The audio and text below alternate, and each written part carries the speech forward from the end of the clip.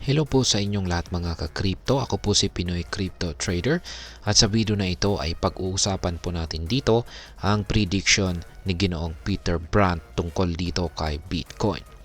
Kung saan ayon po sa kanya ay posibleng hindi raw po makaranas ng malaking pagbaba o major correction ang presyo ni Bitcoin hanggang August 2025.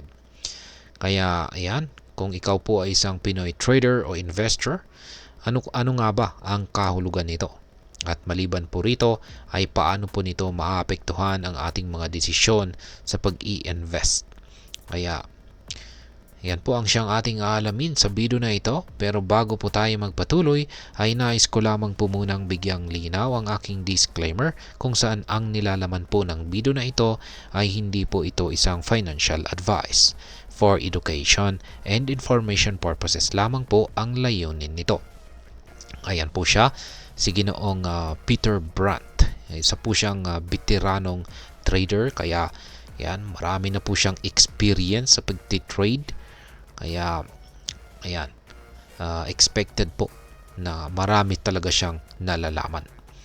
Ngayon ay ano nga ba ang sinabi ni Ginoong Peter Brandt tungkol kay Bitcoin? Yan, si Ginoong Peter Brandt ay isang batikang trader na kilala sa kanyang malalim na kaalaman sa commodities at saka cryptocurrencies. Sa kanyang kamakailang pahayag ay binigyan po niya ng pansin ang pattern ng paggalaw ng presyo ni Bitcoin na ayon po sa kanya ay madalas na nauulit. Tinawag niya itong hump, slump, bump, dump at saka pump.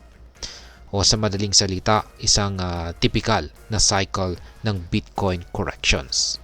Yan, at na-content na rin po natin yan sa mga nakaraang video. Ayon po kay Ginoong Brandt, base po sa historical data, posibleng magpatuloy po ang rally ni Bitcoin sa mga susunod na taon nang walang matinding pagbaba ng presyo. Ang susunod na malaking correction ay inaasahan niyang mangyari pa. Ito po ay inaasahan niyang mangyari sa August 2025. Kaya, ayan. Ngayon ay ano po ang basihan ng kanyang prediction na ito? Meron pong dalawang mahalagang aspeto ang ang prediction ni Ginoong Peter Brandt dito. Una ay ang Bitcoin halving cycles at ang pangalawa po ay ang US elections at saka economic data. Ayan, umpisahan po natin sa Bitcoin halving cycles. Ang Bitcoin halving ay nangyayari kada 4 na taon. Ito po ang proseso kung saan nababawasan ang reward na nakukuha ng mga miners or minero sa pag-produce ng Bitcoin. Kaya nagkakaroon po ng scarcity o kakulangan ng supply. Karaniwang tumataas po ang presyo ni Bitcoin pagkatapos ng halving. Ang huling halving ay naganap po noong April 2024. At ayon po sa history, ang mga susunod na 18 buwan or 18 months ay critical po sa pagtaas ng presyo nito. Yan, pagdating naman po sa US elections at saka economic data, binanggit din po ni Ginoong Brandt na ang mga presidential elections sa US ay maaari pong magdulot ng epekto sa crypto market. Bukod dito, ang malakas na economic data ng US ay nagdudulot po ng delay sa mga inaasahang interest rate cuts na nagdudulot din ng pansamantalang pagbaba ng presyo ni Bitcoin. Ngayon ay ano nga bang ibig sabihin ng hump, slump, bump, dump, pump na pattern? Yan, ipiniliwanag po ito ni Ginoong Brandt kung saan ang hump, slump, bump, dump, pump bilang isang cycle kung saan ang presyo ni Bitcoin ay nagkakaroon po ng pataas at pababang galaw bago magpatuloy sa isang malaking rally. Bilang halimbawa, ang hump ay ito po yung initial na or umpisa na pagtaas ng presyo. Ang slump naman ay ang pansamantalang pagbaba na nagiging correction. Ang bump ay ang muling pagtaas ng presyo pero hindi pa ito ang kanyang peak. At ang dump ay ito po yung malaking pagbagsak ng presyo bago magsimula ang tunay na upward trajectory. At ang pump, ito po ang ultimate rally kung saan umaabot si Bitcoin sa all-time high. Sa kasalukuyang chart ay sinabi po ni Ginoong Brandt na si Bitcoin ay nasa slump stage, pero inaasahan po niyang magtutuloy-tuloy ang rally nito hanggang ngayong 2025. Ngayon ay ano po ang mga dapat na bantayan ang mga traders at investors. Yan, una ay syempre ang support levels. Yan, sinabi po ni Ginoong Brandt na maaring bumaba ang presyo ni Bitcoin sa mga susunod na buwan at maabot ang presyong $73,000.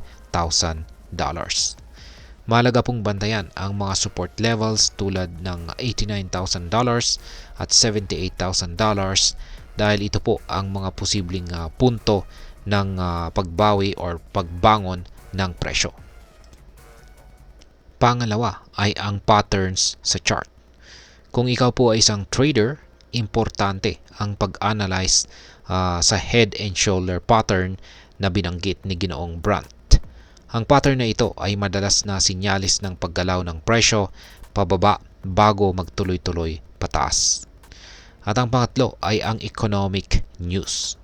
Bantayan daw po natin ang mga balita tungkol sa US economy at global markets dahil may direktang epekto ito sa demand para kay Bitcoin at iba pang mga cryptocurrencies. At ayan, ano naman po ang maaaring maging epekto nito para sa atin bilang mga Pinoy crypto trader at investor ni Bitcoin. Ayan, bilang isang Pinoy crypto trader or investor, ang prediction po na ito ay maaaring makatulong sa ating long-term strategy. Kung ang target po natin ay mag-hold ng Bitcoin hanggang 2025, maaari pong magandang balita ito dahil mas may oras po tayong mag-ipon at bumili ng Bitcoin bago po ito tuluyang umakyat sa presyo. Para naman po sa mga short-term traders, ito ay paalala na mag-ingat po tayo sa mabilisang pagbili at bintahan, lalo na kung hindi pa natin nasusuri talaga ang galaw ng market. Kaya tandaan, kahit na may positive outlook, hindi po natin maiiwasan ang volatility ng presyo. Ngayon ay ano naman po ang aking masasabi tungkol dito? Ang prediction po ni Ginoong Peter Brandt ay hindi po garantiya, ngunit ito'y base sa malalim na kaalaman at historical analysis. Mahalagang gawin po ang sariling research at huwag lamang pong umasa sa mga prediction ng eksperto. Tandaan, ang mundo po ng cryptocurrency ay mabilis magbago. Kaya kung ikaw po ay isang investor or trader, gamitin po ang impormasyong ito bilang gabay, ngunit huwag pong kalimutang maging maingat. Ayan, huwag po nating kalimutang maging maingat at lagi po nating tandaan na ang crypto ay isang high risk, high investment. At ayan, hanggang dito na lamang po tayo sa video na ito mga ka-crypto. Marami pong salamat sa panonood. Ingat po tayo lagi at God bless po sa ating lahat.